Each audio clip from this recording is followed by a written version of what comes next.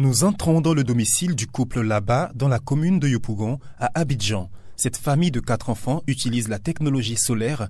Elle dispose d'une plaque solaire installée sur leur toit sous forme de plan incliné. De forme rectangulaire, cette installation a une circonférence de 9 mètres, c'est-à-dire 3 mètres de longueur et 1,5 mètre de largeur. Interrogés sur le bien fondé de ce dispositif qu'ils utilisent depuis 2011, les époux nous donnent des éléments de réponse. En tout cas, l'énergie solaire, c'est une bonne chose. Depuis que nous avons l'énergie solaire, on n'a pas de problème quand il y a les coupures d'électricité. Surtout, ce que j'apprécie, c'est que mes enfants peuvent étudier et aussi on peut charger nos portables. Même les voisins viennent charger leurs portables ici. C'est vraiment profitable, c'est vraiment profitable. Dans le quartier, c'est nous seuls qui avons l'énergie solaire. Ça me dépanne beaucoup. Surtout avec les coupures intempestives de courant. Vraiment, on arrive à s'en sortir parce que quand nous activons, ça nous permet vraiment de pouvoir vaquer à nos occupations sans problème. Avec quelques appareils que nous avons, vraiment, nous arrivons à nous en sortir clairement. Donc, je trouve que vraiment c'est important pour nous. Ça nous aide beaucoup. Ça, il faut le dire, quoi. Ça nous aide beaucoup. Depuis 4 ans que j'ai ça, il est toujours en bon état. C'est la remarque que je fais. C'est un véritable témoignage de satisfaction du couple Laba, satisfaction due en grande partie à l'expertise de certaines entreprises spécialisées dans le domaine des installations solaires. L'une d'entre elles, en Côte d'Ivoire, se nomme Station Énergie. Nous rendons alors une visite à cette société qui développe des solutions innovantes d'accès à l'énergie solaire, particulièrement dans les zones rurales. Il convient de scinder cette énergie provenant du soleil en 2 catégories. L'énergie thermique qui se sert des rayons solaires pour chauffer un liquide, généralement de l'eau, pour utilisation domestique. Et l'énergie photovoltaïque qui permet de convertir les rayons solaires en électricité. Station Énergie, pour sa part, est spécialisée dans l'énergie photovoltaïque qui nécessite des panneaux solaires.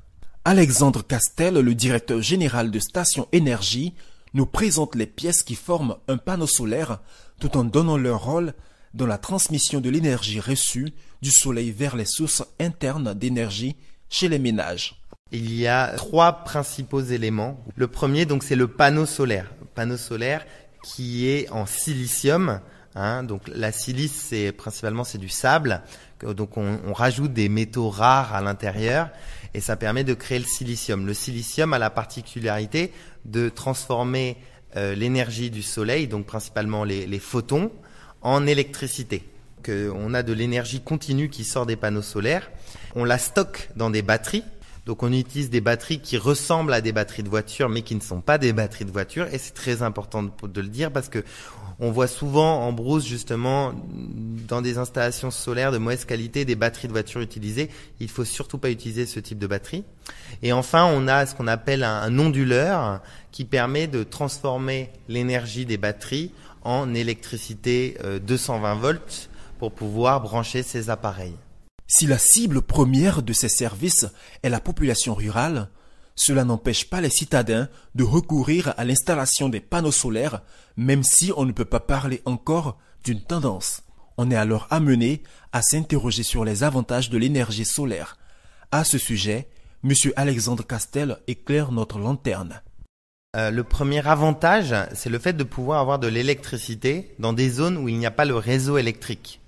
Le deuxième avantage, c'est aussi une indépendance énergétique. Le fait de ne pas avoir de coupure d'électricité et le fait de pouvoir être plus autonome. Donc ça, c'est intéressant, surtout si vous êtes dans des zones où il y a des coupures fréquentes, le fait de pouvoir sécuriser votre installation électrique grâce à l'énergie solaire. Et le dernier point, l'aspect économique. Le fait de pouvoir, au final, avoir accès à une énergie qui, sur une certaine période, est plus intéressante que le réseau électrique. N'exposant pas ses utilisateurs à des risques. Du point de vue de la santé, selon M. Alexandre Castel, l'énergie solaire comporte tout de même des limites, voire des inconvénients. Je pense qu'il faut avoir conscience que l'utilisation de l'énergie solaire et des énergies renouvelables entraîne certaines contraintes. Il ne faut pas le nier, ça serait faux de le nier.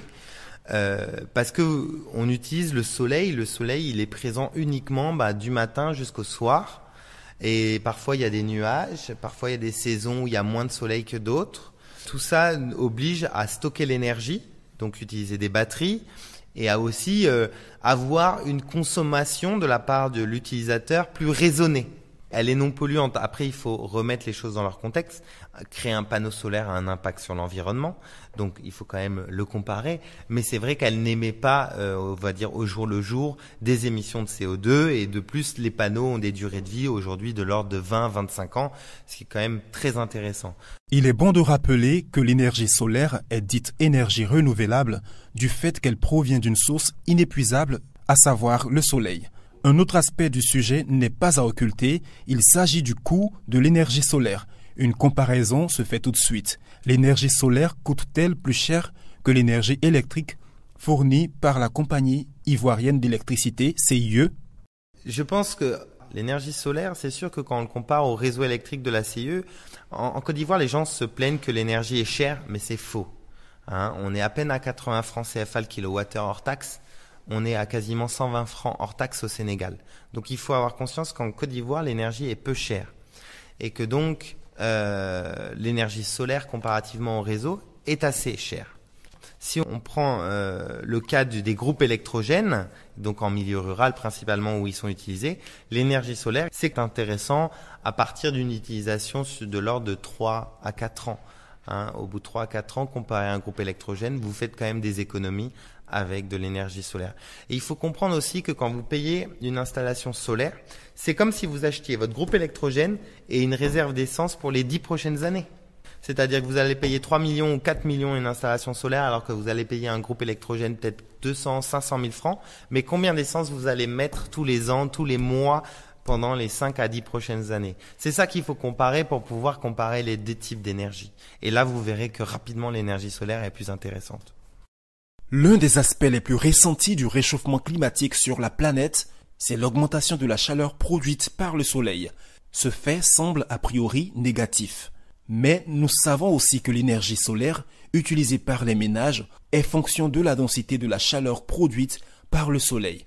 Peut-on alors percevoir l'énergie solaire comme une alternative au réchauffement climatique? Je pense que le solaire est une des réponses, mais ce n'est pas la seule. On a des problématiques mondiales énergétiques. L'Afrique est en pleine croissance économique et doit relever les défis de l'accès à l'énergie. Donc le solaire est une des composantes, comme peut l'être l'hydraulique. En Côte d'Ivoire, on en a beaucoup. L'éolien dans certaines régions, la biomasse, etc. Donc ça fait partie, comme on dit, du mix énergétique et c'est une des solutions intéressantes à ce niveau-là.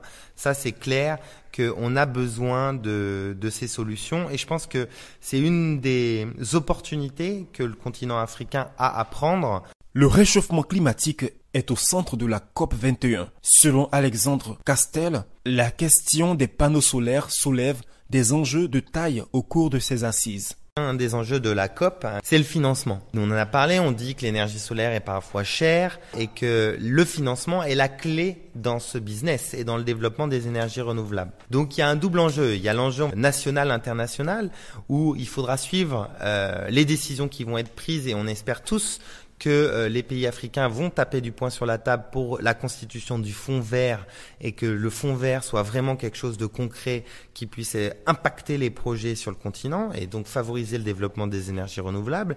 Et la deuxième chose, c'est que Station Énergie, à son niveau, a lui-même lancé une solution de financement qui permet de pouvoir financer sous forme un peu de location opérationnelle, nos clients. C'est-à-dire qu'une coopérative agricole qui demain a des problématiques et veut des solutions de pompage solaire peut s'adresser à Station Énergie pour lui installer une pompe, peut s'adresser à Station Énergie pour lui demander un financement. On ne parle pas de dons, on parle bien de location, de prêt avec option d'achat à l'arrière qui permet de faciliter l'équipement de nos clients, des coopératives agricoles, des entrepreneurs, de toute cette Afrique qui bouge et qui veut devenir plus indépendante d'un point de vue énergétique. Malgré le fait qu'elle comporte de nombreux avantages, cette technologie demeure toujours dans l'ombre ici en Côte d'Ivoire. En témoigne le peu d'adhérents. Cet état de fait ne change en rien ses caractéristiques. Elle est inépuisable, dit-on, et non polluante. Elle ne dégage pas de gaz à effet de serre. Ces caractéristiques lui valent d'être perçues comme une alternative au nucléaire, mais surtout au réchauffement climatique. C'était un reportage de Marc Géa dans une production de Studio Mosaïque.